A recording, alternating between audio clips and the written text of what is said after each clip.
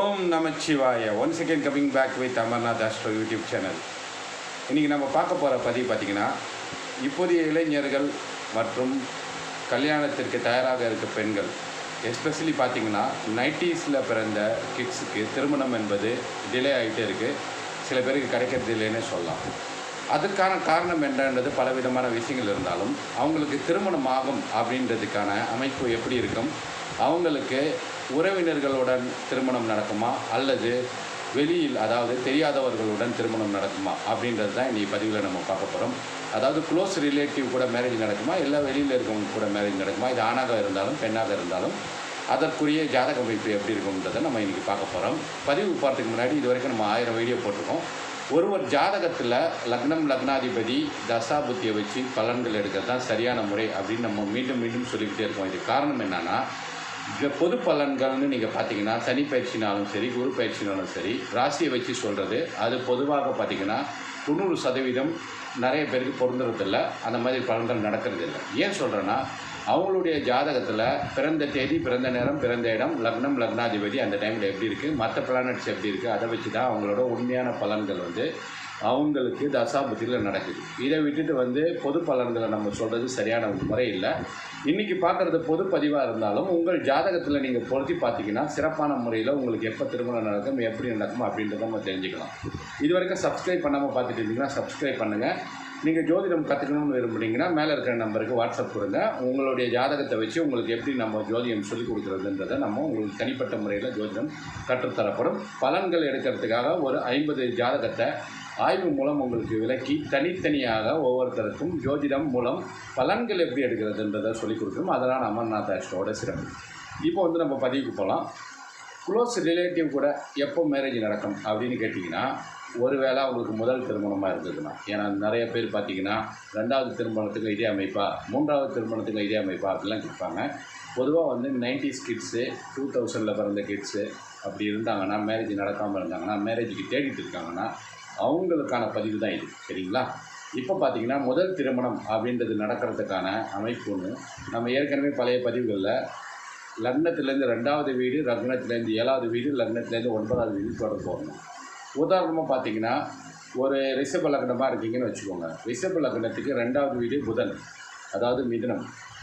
7வது வீடுன்னு பார்த்திங்கன்னா விருச்சிகம், விருச்சிகம்ன்றது செவ்வாய். 9வது வீடுன்னு பார்த்திங்கன்னா மகரம். இந்த புதன் தசாவோ இல்லை புதன் புத்தியோ, செவ்வாய் தசாவோ செவ்வாய் புத்தியோ, இல்லை சனி தசையோ சனி புத்தியோ நடக்கும் போது தான் இவங்களுக்கு திருமணம் நடக்கும். அல்லது இங்கே இருக்கிற கிரகங்களோட தசா புத்தி நடந்ததுனால திருமணம் நடக்கும். இது எல்லாருக்கும் தெரியும். நம்ம சேனலில் பார்த்துட்டு இருக்கவங்களுக்கு தெளிவாகவே புரியும். இப்போ க்ளோஸ் ரிலேட்டிவ் கூட மேரேஜ் நடக்குமா அப்படின்றது ஈஸியாக நீங்கள் தெரிஞ்சுக்கலாம். ஏன்னு கேட்டிங்கன்னா, உங்களுடைய லக்னம் எதுவாக வேணா இருக்கட்டும். ஒரு உதாரணத்துக்கு நம்ம மிதுன லக்னம்னு எடுத்துக்கலாம். மிதுன லக்னத்துக்கு 7வது வீட்டில், அதாவது தனுசில் சந்திரன் இருக்குதுன்னு வச்சுக்கோங்க. சந்திரன் உங்கள் லக்னத்தை பார்க்கும். சந்திரன் 7ல் இருந்ததுன்னா உங்கள் லக்னத்துக்கு உங்களுக்கு க்ளோஸ் ரிலேட்டிவ்ல மேரேஜ் நடக்கிறதுக்கான முதல் வாய்ப்பு. அப்படி இருந்தால் போதுமா க்ளோஸ் ரிலேட்டிவ்ல மேரேஜ் நடக்குமா அப்படின்னு கேட்டிங்கன்னா, அதுதான் இல்லை. அது ஃபஸ்ட்டு கன்ஃபர்மேஷன். அதுக்கப்புறமா பார்த்திங்கன்னா, அந்த சந்திரன் அதே மிதுன லக்னமாக இருக்கட்டும், அந்த சந்திரன் பூராடம் நட்சத்திரத்தில் தனுசு ராசியில் இருந்ததுன்னா கண்டிப்பாக அவங்களுக்கு மேரேஜ் க்ளோஸ் ரிலேட்டிவ் கூட தான் நடக்கும். எப்படி சொல்கிறேன்னு கேட்டிங்கன்னா, காலப்புருஷனுக்கு 7வது அதிபதி, அதாவது மேச லக்னத்துக்கு 7வது அதிபதி துலாம் ராசி வரும். அதோட அதிபதி சுக்கிரன். அந்த சுக்கிரனோட நட்சத்திரத்தில் ஒருவேளை நீங்கள் மிதுன லக்னமாக இருந்தீங்கன்னா, தனுசு ராசியில் போராடம் நட்சத்திரத்தில் உங்கள் சந்திரன் இருந்ததுன்னா உங்களுக்கு க்ளோஸ் ரிலேட்டிவ் கூட தான் மேரேஜ் நடக்கும். அது கன்ஃபார்மு.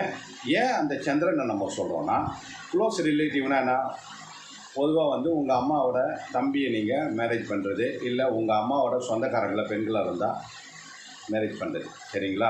ஆண்களாக இருந்தாலும் உங்கள் அம்மாவோட சொந்தக்காரங்களை தான் மேரேஜ் பண்ணுவீங்க. மாம முறை சம்மந்தப்பட்டவங்களை தான் மேரேஜ் பண்ணுவீங்க. அவங்க தான் க்ளோஸ் ரிலேட்டிவ். அதனால் சந்திரன்றது அம்மா காரகன் இல்லைங்களா? அந்த சந்திரன் உங்களுடைய அதாவது 7வது அதிபதியோட சேர்ந்திருந்தாலோ இல்லை 7லேயே இருந்ததுனாலோ அவங்களுக்கு க்ளோஸ் ரிலேட்டிவ் கூட மேரேஜ் நடக்கும். உடனே ஒரு கிராஸ் கொஸ்டின் கேட்குறேன்னு சொல்லிவிட்டு சந்திரன் 8ல் மறைஞ்சி அதே மிதுன லக்னமாக இருந்து குரு கூட 8ல் மறைஞ்சிருந்தால் க்ளோஸ் ரிலேட்டிவ் கூட மேரேஜ் நடக்குமா அப்படின்னு கேட்காதீங்க. ஏன் எதுக்கு சொல்கிறேன்னா, சந்திரன் 7ல் இருக்கும் பொழுது உங்கள் லக்னத்தை பார்ப்பார். அந்த சந்திரன் வந்து சுக்கிரனோட தொடர்பில், சுக்கிரன் கூட சேர்ந்துருக்கலாம், இல்லை சுக்கிரன் நட்சத்திரத்தில் இருக்கலாம் அந்த சந்திரன். அப்போ கண்டிப்பாக க்ளோஸ் ரிலேட்டிவ் கூட தான் மேரேஜ் நடக்கும். ஒருவேளை இந்த மாதிரி அமைப்பு இல்லைப்பா, எனக்கு சந்திரன் 7ல் இருக்குது, க்ளோஸ் ரிலேட்டிவ் கூட மேரேஜ் நடக்குமா அப்படின்னு கேட்டிங்கன்னா, அதற்கு இன்னொரு ஆப்ஷன் பார்த்தீங்கன்னா, சந்திரன் ஒருவேளை நீங்கள் கடக லக்னம்னு வச்சுக்கோங்க, சனி வந்து 7வது அதிபதி, சரிங்களா?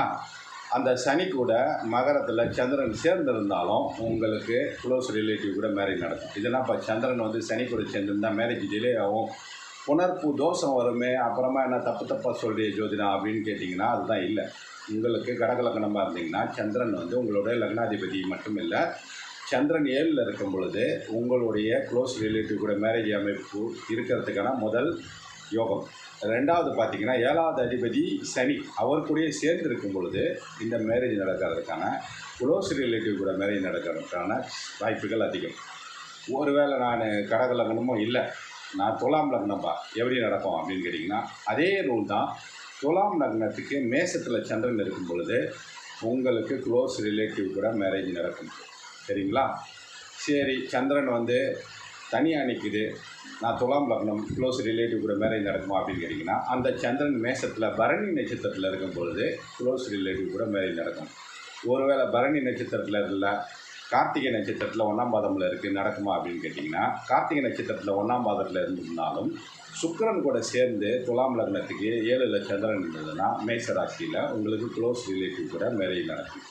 சரி, க்ளோஸ் ரிலேட்டிவ் கூட மேரேஜ் நடக்கிற அமைப்பு இல்லை, எனக்கு எப்போ தான் திருமணம் நடக்கும், வெளியில் கூட இருக்கட்டும், எந்த திசையிலேருந்து வருவாங்க அப்படின்னு கேட்டிங்கன்னா இது ரொம்ப ரொம்ப ஈஸி. நீங்கள் எந்த லக்னமாக வேணா இருங்க, உங்களுடைய 7வது அதிபதி, இப்படி சொன்னால் உங்களுக்கு புரியாது. உதாரணமாக ஒரு விருச்சிக லக்னம்னு வச்சுக்கோங்க. விருச்சிக லக்னத்துக்கு 7வது வீடு எது? ரிஷபம். ரிஷபத்தோட அதிபதி சுக்கிரன் உங்களுக்கு எந்த வீட்டில் இருக்கிறாரோ, ஒருவேளை விருச்சிக லக்னமாக இருக்கிறீங்க, ரிஷபத்தோட அதிபதி சுக்கிரன் வந்து உங்களுக்கு கடகத்தில் இருக்கிறார் 9ல், உங்களுக்கு மேரேஜ் துலாம் லக்னம் விருச்சிக லக்னமாக இருந்து சுக்கிரனோட தசாபுத்தியில் நடக்கும். ஏன்னா 7வது அதிபதி 9ல் இருக்கார், சரிங்களா? அந்த தசாபுத்தியில் தான் உங்களுக்கு திருமணம் நடக்கும். அது தவிர விருச்சிக லக்ன 2வது அதிபதி குரு தசையில் சுக்கிர புக்தியிலையோ, சுக்கிர தசை குரு புக்தியிலையோ உங்களுக்கு திருமணம் நடக்குதுன்னா வாய்ப்புகள் 95% இருக்குது. இது ஒன்று. எந்த திசையிலேருந்து பெண்ணு வருவாங்க இல்லை மாப்பிள்ளை வருவாங்க அப்படின்னு கேட்டிங்கன்னா அந்த சுக்கிரன் இருக்கிற வீடு, அதாவது 9வது வீடுன்னு சொன்னீங்க இல்லைங்களா, கடக ராசி, அந்த சுக்கிரன் வந்து இருக்கிற வீடு கடக ராசிக்கு பார்த்திங்கன்னா வடக்கு திசை. இது எப்படிப்பா வடக்கு திசை ஜென்ரலாக சொல்லலாமா? நார்த்து சைடு, நார்த் இந்தியாவிலேருந்து எனக்கு பொண்ணும் மாப்பிள்ளையே கிடைக்குமா அப்படின்னு கேட்டிங்கன்னா அப்படி ஏற்றுக்கக்கூடாது. நீங்கள் பிறந்த இடத்துலேருந்து, ஒருவேளை நீங்கள் ஒரு கோயம்புத்தூரில் பிறந்தீங்கன்னா உங்களுடைய வடக்கு திசை எங்கேன்னு பார்க்கணும். அந்த டிஸ்ட்ரிக்ட்லேருந்தோ இல்லை அந்த மாநிலத்திலேருந்தோ உங்களுக்கு, அதாவது உங்கள் கோயம்புத்தூர் பெர்த் பிளேஸாக இருந்ததுன்னா அங்கேருந்து நீங்கள் வடக்கு திசையை பாருங்கள். அந்த சைட்லேருந்து மாவட்டமோ இல்லை ஊரோ இல்லை ஸ்டேட்டோ இல்லை டிஸ்ட்ரிக்டோ அங்கேருந்து வர பெண்ணோ மாப்பிள்ளையோ தான் உங்கள் திருமணத்திற்கு வெளியில் திருமணம் அமைஞ்சால் உங்களுக்கு அமைவாங்க, சரிங்களா? எதுக்கு வெளியில் மட்டும் இங்கே திசையெல்லாம் சொல்கிறீங்களா அப்படின்னு கேட்டிங்கன்னா வெளியிலன்ற போது அவங்கள வந்து நீங்கள் திசையை வச்சும் கண்டுபிடிக்கலாம். ஈஸியாக நீங்கள் ட்ரேஸ் பண்ணுறதுக்கும் உங்களுக்கு பெண்ணோ மாப்பிள்ளையை தர்றதுக்கு ஈஸியாக இருக்கும். அதுக்கு தான் இந்த திசையை சொன்னேன். க்ளோஸ் ரிலேட்டிவ்னால் ஆல்ரெடி உங்களுக்கு தெரிஞ்சிருக்கும். சந்திரன் 7ல் இருக்கணும், சந்திரன் 7ல் வந்து சுக்கிரனோட நட்சத்திரத்தில் இருக்கலாம், அப்படி இல்லைன்னா 7வது அதிபதி கூட சேர்ந்துருக்கலாம். இதை தான் நம்ம ரூலாக சொல்கிறோம். அப்படி இருந்தால் உங்களுக்கு க்ளோஸ் ரிலேட்டிவ் கூட மேரேஜ் நடக்கும்.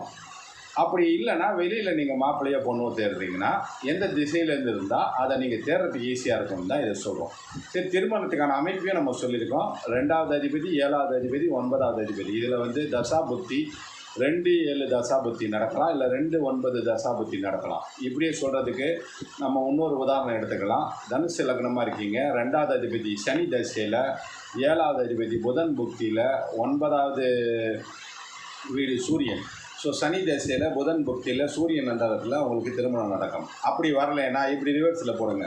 புதன் தசையில் சனி புக்தியில் சூரியன் அந்தரத்தில் திருமணம் நடக்கும். இல்லை அப்படி வரலைன்னா சூரிய தசையில் புதன் புக்தியில் சனி அந்தரத்தில் திருமணம் நடக்கும். இப்படி தான் இந்த டைமில் தான் உங்களுக்கு திருமணம் நடக்கும்.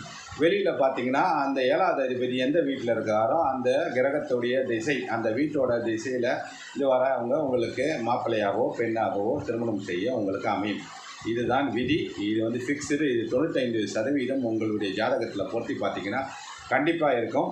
உங்களுக்கு ஒருவேளை உங்களுக்கு சந்தேகம் எந்த திசையிலேருந்து வருது, எந்த மாப்பிள்ளை கிடைக்கும் அல்லது பெண் கிடைக்கும், திருமணம் ஆகவில்லை, திருமணம் நடக்கும் எப்போ அப்படின்னு நீங்கள் கேட்க விரும்புனீங்கன்னா உங்களுடைய சுய ஜாதகத்தை சப்ஸ்கிரைப் பண்ணிவிட்டு உங்களுடைய பிறந்த தேதி, பிறந்த நேரம், பிறந்த இடத்த போட்டிங்கன்னா உங்களுக்கு திருமணம் எப்பொழுது நடக்கும் அப்படின்றத தெளிவாக 24 மணி நேரத்தில் உங்களுடைய கமெண்ட் பாக்ஸில் உங்களுக்கு பதில் வரும். இது நம்ம எல்லா நேருக்கும் தெரியும். சரிங்களா? இந்த பதிவை பற்றி உங்களுடைய கருத்துக்களை மட்டும் இல்லை, ஜோதிடம் கற்க விரும்புனீங்கனாலும் அந்த வாட்ஸ்அப் நம்பருக்கு வாட்ஸ்அப் கொடுங்க. அனைத்து ராசியினரும் சிறப்பாக வாழ அமர்நாத் ஆஸ்ட்ரோ சேனல் வாழ்க வளமுடன் என்று சொல்லி இந்த பதிவினை நிறைவு செய்கிறது. நன்றி, வணக்கம், வாழ்க வளமுடன்.